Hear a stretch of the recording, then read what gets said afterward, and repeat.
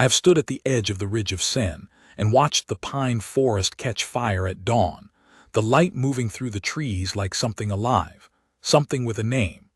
I have led 300 wolves into a valley that smelled of blood before a single arrow flew. I have made decisions that cost good men their lives, and I have lived with the weight of those decisions across every year that followed. None of it taught me what I learned on the night of the Moonville. My name is Karen, Alpha King of Verath, keeper of the ancestral Hall of Names, holder of the silver mark that has run down the jaw of my bloodline for 8 generations. I have been king since my 23rd year. I had, by the night of which I am speaking, held the throne for 19 years without ever learning the name of the woman who would become my Luna. She had been in my household for 4 of those years.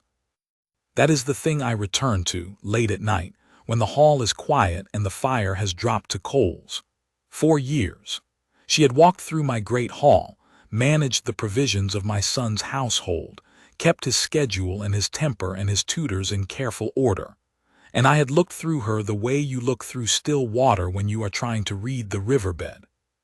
I did not see her. I want to be precise about that, because it matters.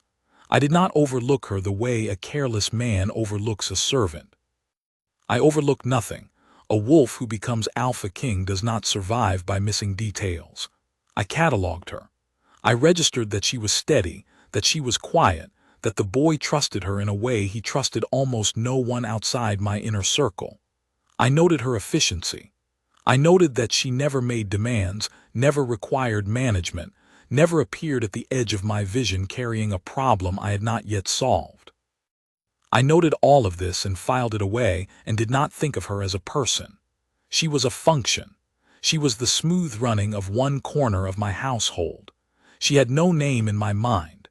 She was simply the one who kept Aelv's world in order, and I was grateful for it in the abstract way you are grateful for a door that hangs true. Her name was Sen. I did not know that on the night of the Moonville. I knew it afterward. I had to ask. That is the second thing I returned to late at night. I had to ask. The Moonville Festival runs 3 nights. It is the oldest ceremony in the Highland Wolf Kingdoms, older than Verath by several centuries, older than the mark on my jaw by longer than anyone can calculate. The pack gathers at the ridge grounds above the river, and we burn a great fire on the first night. And on the second night, the children who have come of age that year are brought before the ancestral flame to receive their first pack mark. And on the third night, the Alpha King stands before the gathered wolves and makes whatever declarations must be made before the year turns. That third night was 3 days away from formalizing my betrothal to Myra of the Coldfin Pack. I will not speak badly of Myra. She was a capable woman, a strong she-wolf, a sensible alliance. The Coldfin Pack controlled the river passes to the east, and their numbers were considerable, and Aelv needed a stepmother with standing before I grew too old to give him a proper succession. Myra and I had spoken 4 times. We were courteous with each other. She did not love me, and I did not love her, and neither of us pretended otherwise. We were practical wolves making a practical arrangement, and it was the right thing to do. I had told myself this often enough that it had begun to feel true. The second night of the Moonville, the ridge grounds were crowded with every wolf in my territory and a considerable number of guests from the allied packs. The ancestral flame burned 20 feet high. The coming-of-age ceremony was long and careful, and I stood through all of it on the dais above the fire ring, Aelv at my left, my inner council at my right. The assembled pack stretched back into the pine darkness behind the ceremony ground. Aelv was 12 years old that year. He was not being marked, he was too young, but I brought him to every ceremony, because a king's heir learns by witnessing, and Aelv was at the age where he was learning everything simultaneously and processing none of it, which is exactly as it should be. He stood beside me with the grave and slightly unfocused expression of a boy who is trying very hard to look as though he is paying attention. She was behind him. I did not see her even then, My eyes moved across the ceremony ground continuously, 200 wolves, guests I did not recognize, the darkness between the pine trees where the torches didn't reach. I was doing what I always do at large gatherings, reading the ground, reading the crowd, looking for anything that didn't match. It is not paranoia. It is the habit of a wolf who has held territory through 3 border challenges and 1 attempted coup, and it has kept me and my pack alive, and I do not apologize for it. I missed her because she was exactly where she was supposed to be. She was standing 3 steps behind Eyjolf, slightly to his right, close enough to put a hand on his shoulder if the crowd pressed forward. Perfectly positioned, perfectly still. In a sea of wolves who were watching the ceremony, she was watching the crowd, doing the same thing I was doing, from the opposite angle, and between the 2 of us we had the ground well covered. I did not notice this.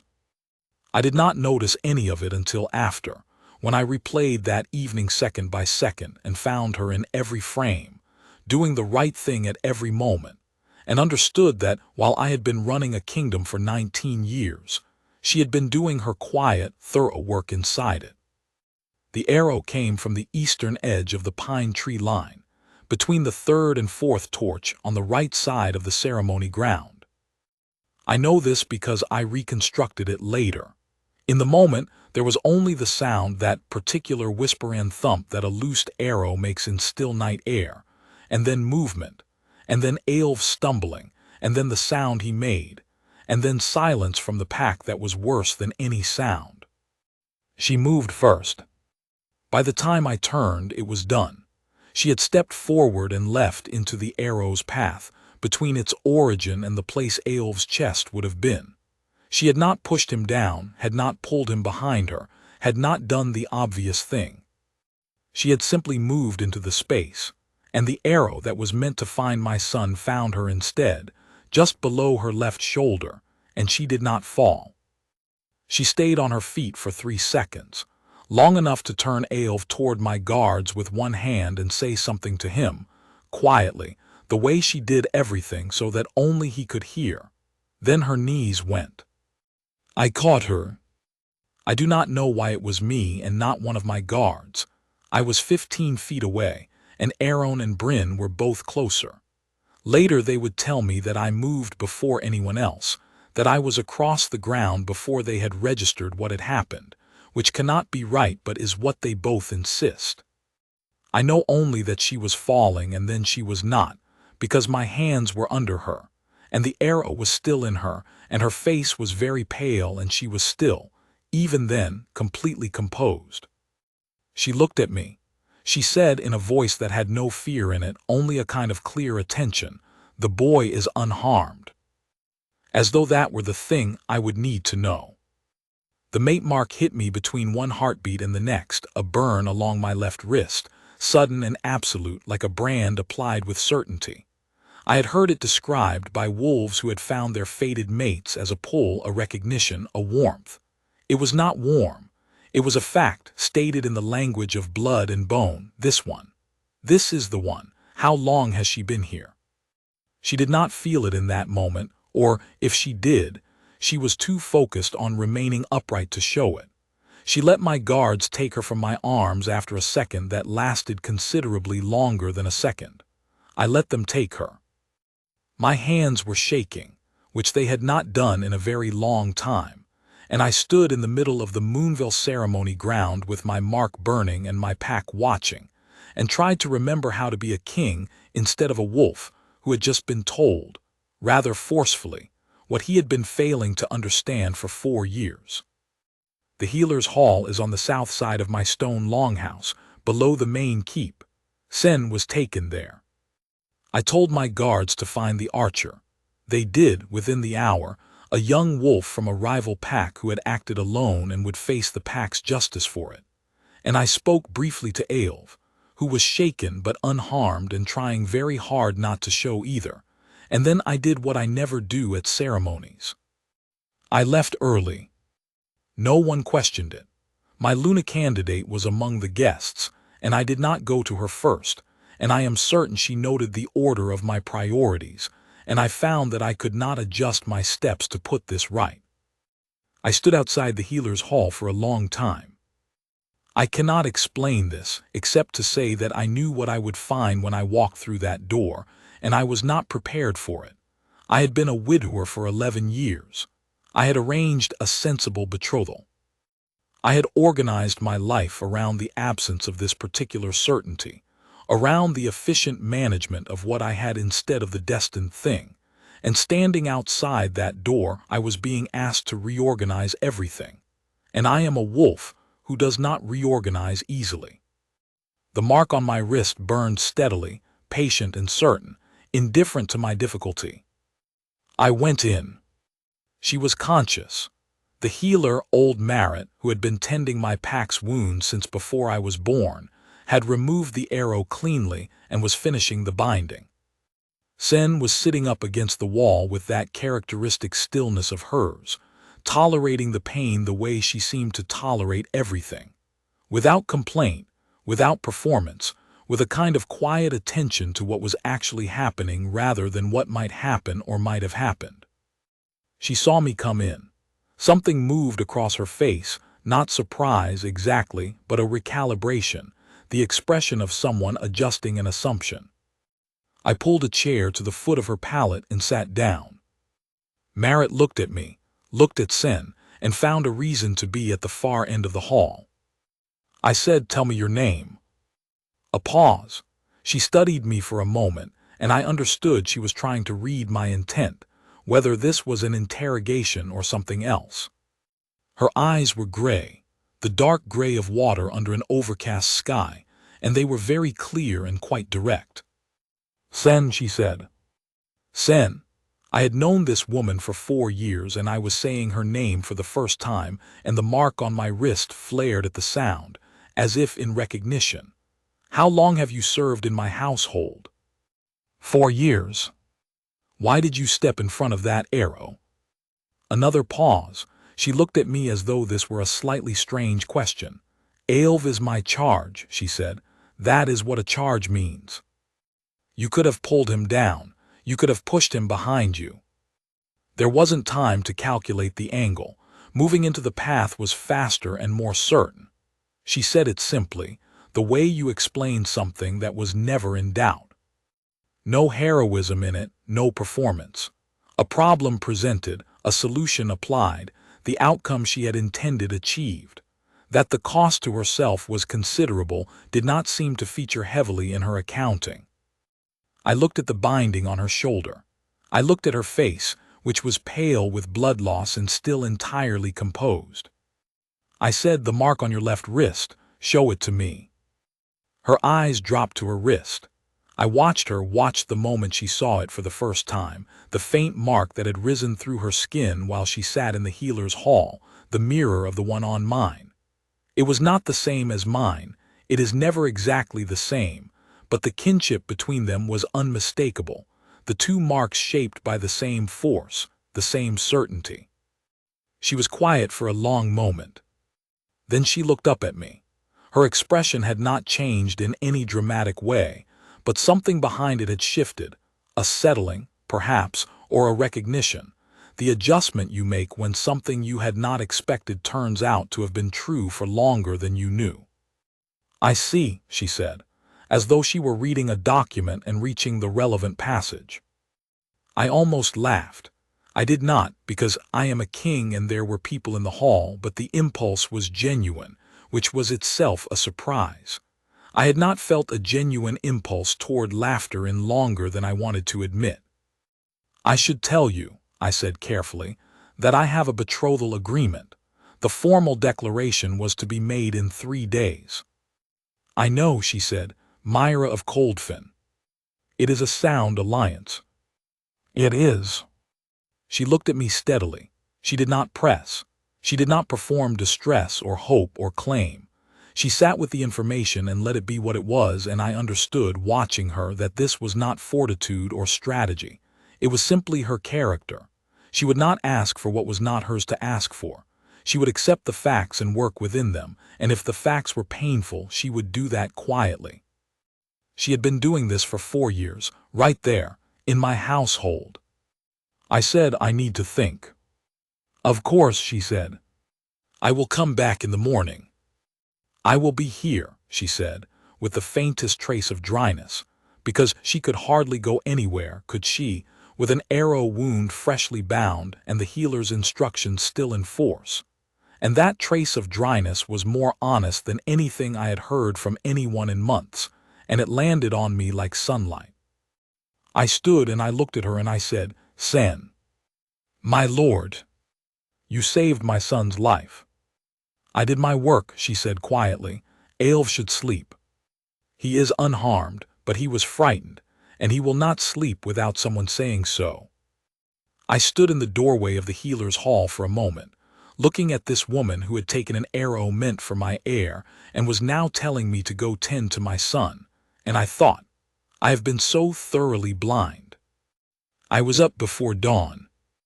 Eilv was asleep finally, after the hour I had spent with him talking about nothing in particular, the way you talk to a 12-year-old boy who has had a shock and does not want to speak about it directly. He wanted to know if she would be all right. I told him she would. He asked me her name. I told him. He said, I know her name, with the affronted dignity of a child, and then more quietly, she told me not to be frightened. While it was happening, I thought about this for the remainder of the night. In the morning, I sent for my senior counsel before they had their breakfast. Bryn came in already knowing or suspecting. He has served me for 15 years and has the quality of being able to read me without making a spectacle of it, which is among the things that make him valuable. He looked at my wrist when I held it up, looked at the mark, and sat down without comment. Aaron was slower to accept it. He argued the alliance, the timing, the optics of dissolving a betrothal 3 days before the formal declaration. He was not wrong about any of it. He was thinking in alliance terms, in territory terms, in the terms of a wolf who manages geopolitical risk for a living. I let him finish. Then I said, the girl who stepped in front of that arrow last night, what do you make of her? A pause. Aaron thought about this honestly, which I knew he would. He said, she moved before any of us. She had the angle calculated before the arrow reached her. She did not hesitate. No, I said. She did not. I paused. She knew who I was arranging a betrothal with. She knew the terms. When I told her, she called it a sound alliance and did not push. Aaron was quiet. She had been in my household for 4 years, I said. I didn't know her name. Another long quiet. I said, I need to speak with Myra before the ceremony tonight. I would like you both to be present. Myra took it with considerably more grace than she had any obligation to show.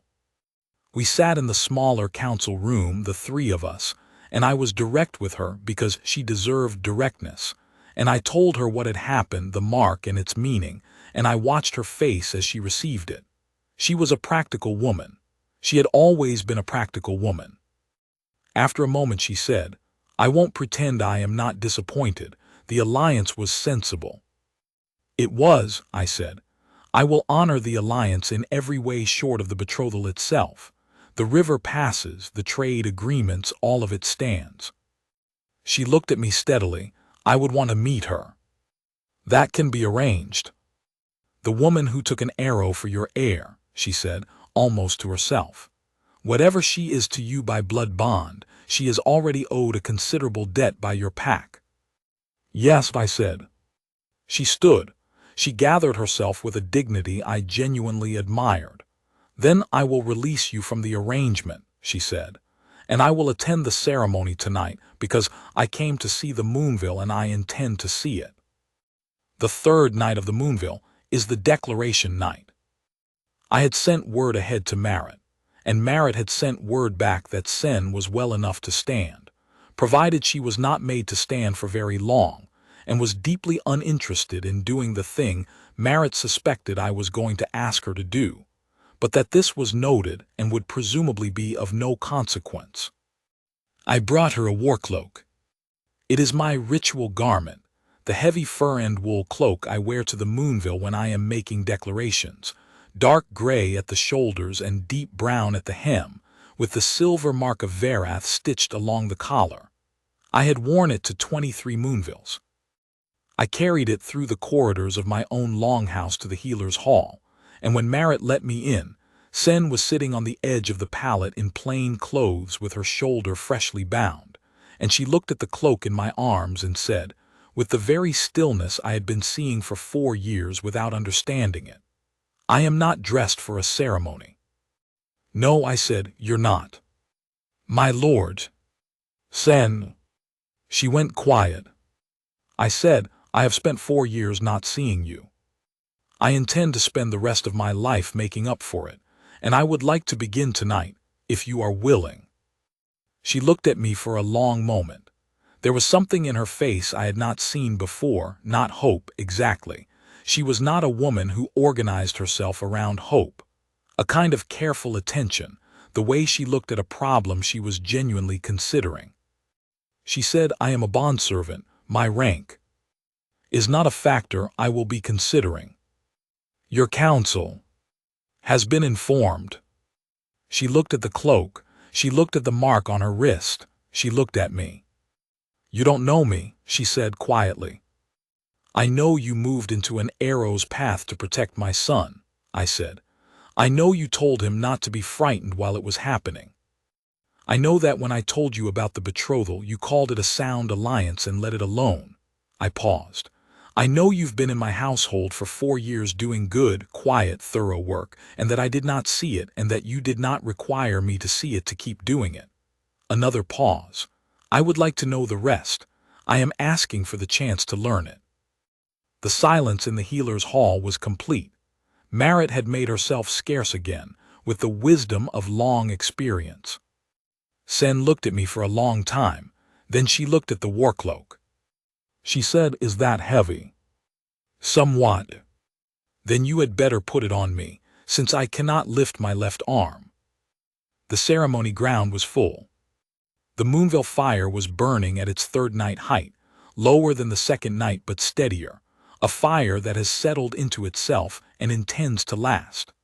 The pack was assembled, my wolves, the visiting wolves, Myra of Coldfen standing at the northern edge of the gathering with her attendants, her expression composed and her head level.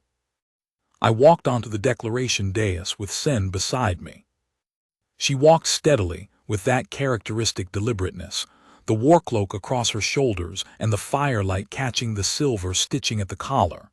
She did not look at the crowd. She looked forward at the fire, at the night, at whatever a woman like her looks at when she has decided to do something and is doing it. The pack fell quiet. I am accustomed to silence at these ceremonies. It is a mark of respect, the quiet that a pack gives its alpha before a declaration. This was a different silence. This was the silence of 200 wolves looking at a woman they had not seen, had seen and not seen, the way I had, because she had moved among them for years without requiring their attention, and looking at the war cloak on her shoulders and beginning to understand.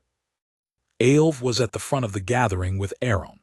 He was watching Sen with an expression that was trying very hard to stay grave, and was losing the battle with something warmer. I said, as I have said at every Moonville for 19 years, I speak for the pack of Varath, before the ancestral flame, before the gathered wolves, under the Moonville sky. What I speak tonight is binding. The fire crackled. I said, 3 nights ago you witnessed a woman move into an arrow's path to protect the heir of this pack. She acted before any guard could act, without calculation or hesitation, at cost to herself, and Eilv stands here tonight because of what she did. I paused. Her name is Sen. She has been a member of this household for 4 years, and I have not done justice to what she is. I intend to correct that. I took her right hand. The mark on my left wrist was burning, not painfully, the way it had burned the night before, but steadily, warmly, the way a fire burns when it has settled and intends to last. I said, "The fated bond does not ask permission of rank or role or prior arrangement. It speaks when it speaks, and it spoke on the night of the Moonville, and I am answering it now, before the gathered pack and the ancestral flame. Sen of Varath, Luna of this pack and my fated mate, I claim her and she claims me before all of you under this sky. The marks on both our wrists flared gold in the firelight. Not the elaborate magic of the stories, not a great light, not a thundercrack. A warm gold, quiet and absolute, the marks completing each other the way two halves of a sentence complete each other when you finally hear the whole of it. The pack saw it. The silence broke into something that was not quite sound, or was sound made of breath and the shift of 200 wolves adjusting to a new certainty. It moved through the gathering like wind moves through pines. You do not see the wind, but you see every tree respond to it. Eilv made a sound beside Aaron. I will not describe it except to say it was the sound of a 12-year-old boy trying not to cry and failing, and it was the best sound I heard that night. Myra of Coldfen bowed her head. A brief, clean, dignified bow wolf to wolf, acknowledgement of what was without resentment. I will always respect her for that. The wolves who had never learned Sen's name learned it within the hour. By morning it was in every mouth in Varath, the way the names of significant moments pass through a pack, quickly, completely, never forgotten. We walked back through the pine ridge after the ceremony, Sen and I, when the fire had burned to coals and the pack had dispersed to the longhouses and the night was quiet. She walked beside me rather than behind me, something I did not ask for. She simply did it naturally, the way she did everything, as though she had decided what the right position was and taken it. My workload was heavy on her shoulders. She had not complained about it. I said, "Marit is going to want you back in the healer's hall by morning." "I know," she said. "I'll walk you." "You don't need to," she said, and then, a beat later, "But you will anyway." "Yes." We walked in silence for a moment. The pines were very dark and the stars were very bright, and the river Sen was somewhere below us, audible but not visible, and I was aware that I was 38 years old and walking through a moonlit pine ridge with a woman I had failed to see for 4 years, wearing a workcloak that suited her considerably better than it had ever suited me. She stopped at the edge of the ridge grounds, where the path turned down toward the longhouse, and she looked at the ancestral flame still glowing at the ceremony ground's heart. She said quietly without looking at me, "I have thought of leaving, twice, in the first year and then again 6 months ago." She paused. "I never found a reason that was stronger than the work." I stayed still. She said, "I am glad I didn't." She said it simply, without performance, the way she said everything that mattered as a fact, clearly stated, offered without decoration. I said, "So am I," and then, because this was a night for honesty, "I owe you more than I can repay in one conversation." She turned then and looked at me, and in the firelight from the dying ceremony flame, her face was quiet and direct and completely itself. "You have time," she said. "She is my Luna now." She learned in the months that followed that I am not an easy man to live beside. I am methodical in ways that can become rigid. I do not change my views easily. I hold positions past the useful point sometimes, and I have to be shown the door before I walk through it. She shows me when it is necessary without drama, a question, a precisely placed observation, a silence that contains more than it appears to. I am learning to hear the silences.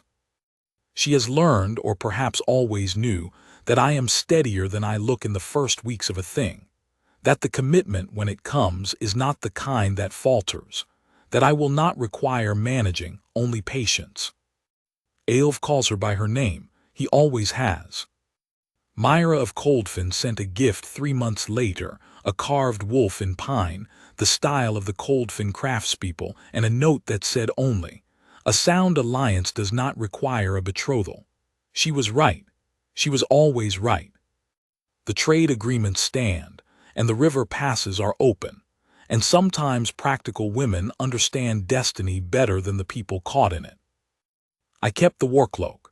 Sen keeps it on the hook by the chamber door where she put it the morning after the Moonville, and it is still there. I have offered her a new one, properly fitted, befitting a Luna's rank, and she has declined twice, which is entirely consistent with her character, and I have stopped offering, which is consistent with mine. There is a moment I return to, when the hall is quiet and the fire has dropped to coals.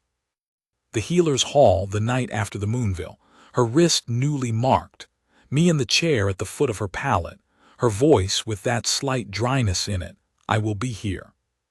As though it had always been this simple, as though the 4 years had been the difficulty, and the rest was just a matter of showing up.